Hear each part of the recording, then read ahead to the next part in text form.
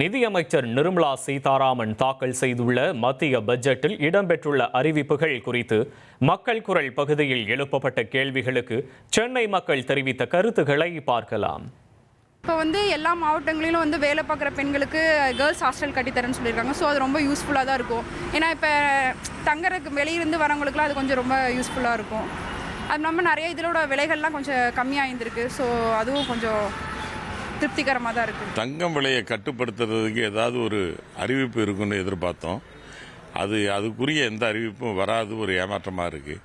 ஏன்னா ஒரு ஏழை எளிய மக்கள் கூட ரொம்ப வாங்க கஷ்டப்படக்கூடிய சூழ்நிலைக்கு அந்த விலை ஏறிக்கிட்டே இருக்குது. அதை கட்டுப்படுத்துறதுக்கு ஏதாவது ஒரு அறிவிப்பு வரும்னு எல்லாரும் எதிர்பார்த்தது, அது இல்லை.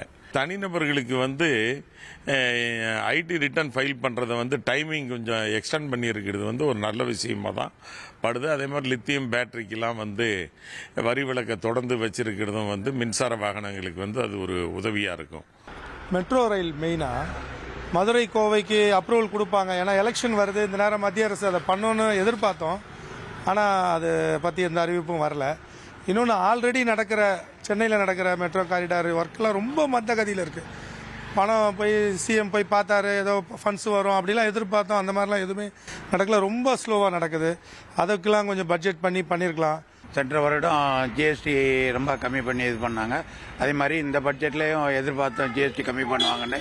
ஆனால் அந்த அளவுக்கு எதிர்பார்த்த மாதிரி கம்மி பண்ணலை. அதே மாதிரி இன்கம் டேக்ஸும் கொஞ்சம் கம்மி பண்ணால் நல்லாயிருக்கும்.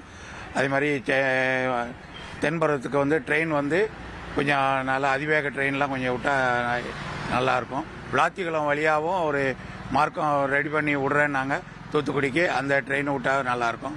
மதுரையில் இந்த மெட்ரோ கொஞ்சம் செயல்படுத்தினா அது நல்லாயிருக்கும். மக்கள் குரல் பகுதியில் சென்னை மக்கள் தெரிவித்த கருத்துக்களை பார்த்தோம். 1,26,00,000 மனங்களை வென்ற தந்தை டிவி யூடியூப் சேனல். தவிர்க்க முடியாத தம்ப்நெயில்ஸ், கலக்கலான கான்டென்ட்ஸ். நீங்களும் இந்த குடும்பத்தில் இணைய இப்பவே சப்ஸ்கிரைப் பண்ணுங்க.